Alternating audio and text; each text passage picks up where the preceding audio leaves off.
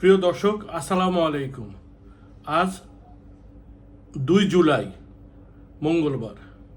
আমি আজকে আপনাদের সাথে কিছু কথা বলার জন্য আবারও হাজির হলাম। আশা করি আপনারা ভালো আছেন, ভালো থাকবেন। আজকে আমার যে টপিকসটা সেটি হলো বাংলাদেশ জাতীয়তাবাদী দল বিএনপির চেয়ারপারসন, সাবেক প্রধানমন্ত্রী বেগম খালেদা জিয়ার অসুস্থতা বিষয় এবং দলের নেতাকর্মীদের ভাবনা কি সেটি নিয়ে আমি এখন অল্প কয়েকটি কথা আমি বলবো। প্রিয় দর্শক, হয়তো অনেকের কাছে সেটা ভালো লাগবে, হয়তো অনেকের কাছে সেটা ভালো লাগবে না, কিন্তু আমরা যারা মাঝে মধ্যে কিছু কথা বলি এটি সকলের কাছে হয়তো প্রিয় হবে, কারো কাছে হয়তো প্রিয় নাও হতে পারে। তাই নেগেটিভ কোনো কিছু না দেখে পজিটিভ দেখাটাই ভালো আমি মনে করি। হায়াত এবং মৌত, জন্ম এবং মৃত্যু, এই জিনিসগুলো সবই আল্লাহ দ্বারা নির্ধারিত। কখন আল্লাহ দুনিয়াতে পাঠাবেন, কখন আল্লাহ নিয়ে যাবেন, এটি কিন্তু নির্ধারিত। কারো এমন কোনো শক্তি নাই যে আগে পিছে কেউ কোনো কিছু করার জন্যে। তাই আমাদের সৃষ্টিকর্তা হলো মহান রাব্বুল আলামিন, নেওয়ার মালিকও কিন্তু তিনি। তাই হাই হুতাশ কোনো কিছু নয়, তবে সুস্থতার জন্যেই, ন্যাক হায়াতের জন্য আমরা আল্লাহর কাছে কিন্তু নামাজ পড়ে সবাই দোয়া করি। যারা মুসলমান তারা সবাই কিন্তু দোয়া করে, যার যার অবস্থান থেকে যে যখন সুযোগ হয় সবাই কিন্তু সেটাই কামনা করে। তাই আমার আজকের এই কথা থাকবে যে অনেক বিএনপির নেতাকর্মী যারা আবেগ আপ্লুত হয়ে বেগম খালেদা জিয়ার জন্যেই রাত দিন যখনই নামাজ পড়েন তারা কিন্তু সেই দোয়াটাই করে যে বেগম খালেদা জিয়াকে আল্লাহ তুমি হায়াত দরজ করো, ন্যাক হায়াত দান করো, গণতন্ত্র পুনরুদ্ধার না হওয়া পর্যন্ত বেগম খালেদা জিয়াকে আপনি রক্ষা করেন। কারণ তিনি বেগম খালেদা জিয়া গণতন্ত্রের প্রতীক, গণতন্ত্রের মানসকন্যা। এই কথাগুলো বলছেন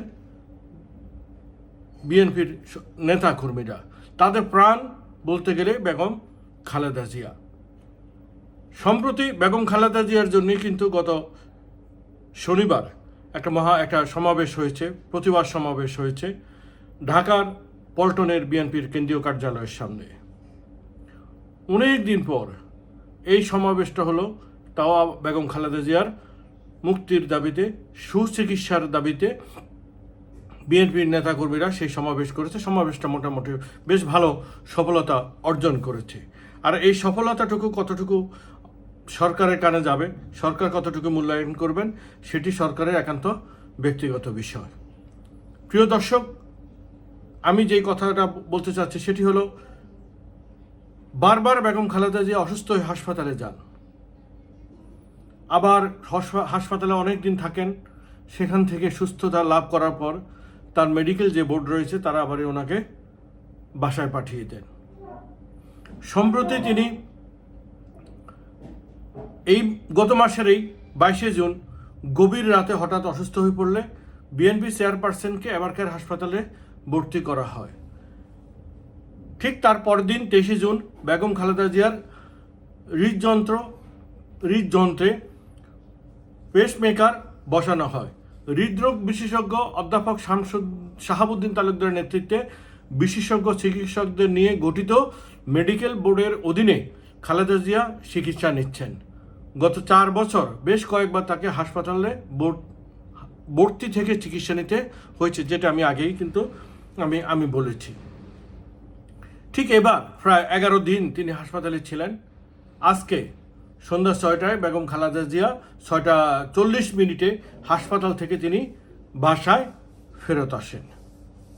বেগম খালেদা জিয়া যখনই হাসপাতালে যান, নেতাকর্মীরা খবর পান, হাজার হাজার নেতাকর্মী সেখানে উপস্থিত হয়ে বেগম খালেদা জিয়া নিয়ে হাসপাতালের উদ্দেশ্যে রওনা হন।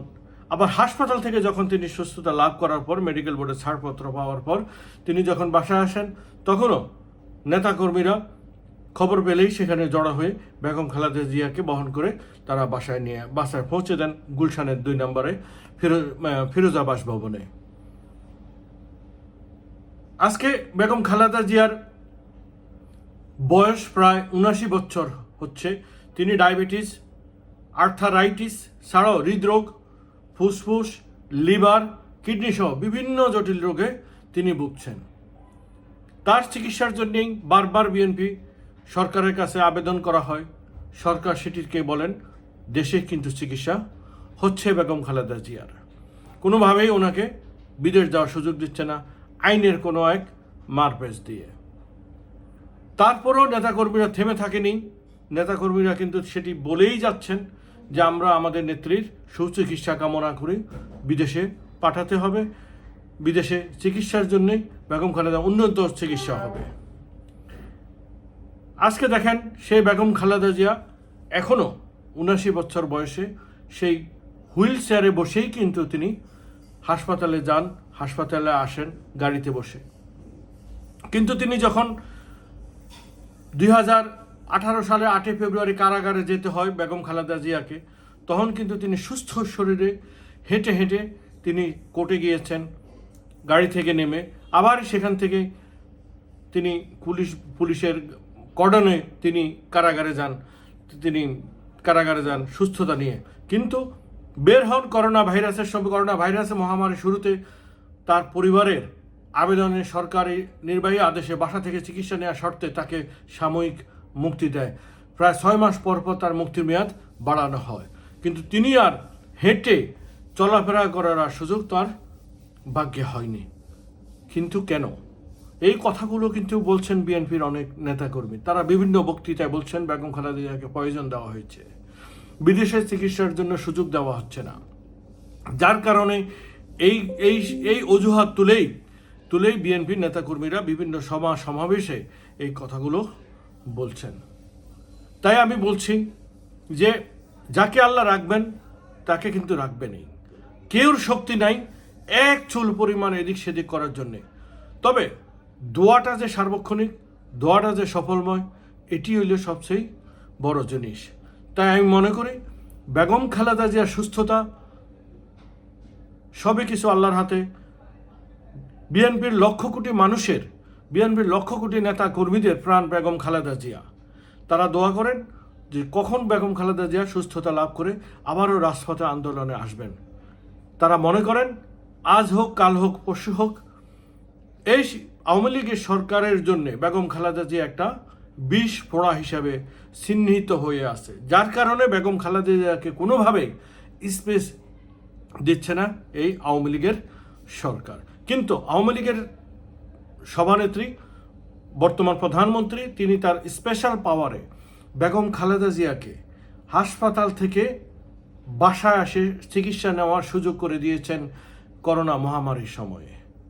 সেটি নিয়েও কিন্তু অনেক প্রশ্ন তুলেছে বিএনপির নেতাকর্মীরা। তারা বলছেন সেই সময় যে মহামারী হয়েছে, সেই মহামারীতে যদি বেগম খালেদা জিয়ার নিষ্প্রাণ চলে যায় তাহলে সরকার হয়তো বিপদে পড়তে পারে। সেই একটা সুযোগে সরকার তার পরিবারের অজুহাতে পরিবারের বেগম খালেদা জিয়ার পরিবারের উপর গাড়ে ভর করেই বেগম খালেদা জিয়াকে মুক্তি করে দিয়েছেন। কিন্তু এখন পারছেন না তিনি বেগম খালেদা জিয়াকে পুনরায় জেলখানায় পাঠিয়ে দিতে। কারণ একবার যে বের করে তাকে আবার পুনরায় পাঠাতে হলে অনেক কথার সম্মুখীন হতে হয়, অনেক অভিযোগের সম্মুখীন হতে হবে। এমনটা হয়তো ভাবছেন বিএনপির নেতাকর্মীরা, তাই সরকার এই জিনিসটা করছেন না। এর সমস্ত কিছুই বিএনপির নেতাকর্মীদের চিন্তা চেতনার ভিতরেই সেটি বারবার ঘুরপাক খাচ্ছে। তবে অনেক হাজার নেতাকর্মী যখন মিটিংয়ে তারা উপস্থিত হয়, তারা তাদের নেত্রীকে কিন্তু ভুলতে পারেন না। নেত্রীর সেই স্লোগান দিয়ে নেত্রীর মুক্তি দাবি করে তারা সবসময় স্লোগানে প্রকম্পিত করে তোলেন রাজপথ। সেই সমাবেশটা যেই কোনো সমাবেশেই হোক না কেন, আমরা যারা সাংবাদিক হিসাবে সেই সব নিউজগুলো কভার করতে যাই, তখন আমরা দেখি তাদের গগনবিদারী স্লোগান, আমার মা জেলে থাকতে দিব না, গণতন্ত্রের প্রতীক বেগম খালেদা জিয়া, গণতন্ত্রের মা বেগম খালেদা জিয়া, সুস্থতার নিয়েই বেঁচে থাকুক, এই কথাগুলো নেতাকর্মীরাদের মুখে স্লোগানে তারা রাজপথ প্রকম্পিত করে। আজকে তাদের নেত্রী বাংলাদেশের সাবেক 3বারের প্রধানমন্ত্রী বেগম খালেদা জিয়া অসুস্থ হয়ে বারবার বাসা এবং হাসপাতাল এবং বাসা, এই অবস্থায় তিনি যাচ্ছেন, চলতেছেন। জানি না মহান রাব্বুল আলামিন কতদিন বেগম খালেদা জিয়াকে তাদের নেতাকর্মীদের মাঝে, দেশের জনগণের মাঝে বাঁচিয়ে রাখেন। একমাত্র মহান রাব্বুল আলামিন সেটা ভালো জানেন। আমরাও দোয়া করি, হায়াত মত সব কিছু আল্লাহর হাতে। আল্লাহ তুমি প্রতিটা মানুষকে সুস্থতা দান করো, ন্যাক হায়াত দান করো, মানুষের মধ্যে যাতে থাকতে পারে সেই সুযোগ করে দিও, ভালোবাসার প্রতীক হিসাবে যাতে মানুষের মাঝে থাকতে পারে সেই কামনাই করছি। তবে নেতাকর্মীদের আশার বিএনপির লক্ষ কোটি নেতাকর্মীদের আশার প্রতিফলন হোক সেই কামনাই করছি। বেগম খালেদা জিয়ার সুস্থতা কামনা করছি। আজকের এ পর্যন্তই, আপনাদের কাছ থেকে বিদায় নিব। তাই এর আগেও আবারও স্মরণ করে দিচ্ছি, আজকে বেগম খালেদা জিয়া প্রায় 11 দিন পর চিকিৎসা শেষে বাসায় ফিরেছেন। তিনি তার চিকিৎসকদের পরামর্শে তিনি বাসায় থাকবেন এবং তাদের নিয়ন্ত্রণেই সেখানে তিনি চিকিৎসা নেবেন। আজকের এই পর্যন্তই, আপনারা ভালো থাকবেন। আপনারা আমার এই চ্যানেলটিকে সাবস্ক্রাইব করে আমাকে সার্বিক সহায়তা করবেন, আমি যেন আর একটু কথা বলতে পারি সেই সুযোগ করে দেবেন। আজকে এই পর্যন্তই, আল্লাহ হাফেজ, খোদা হাফেজ, আপনারা ভালো থাকবেন।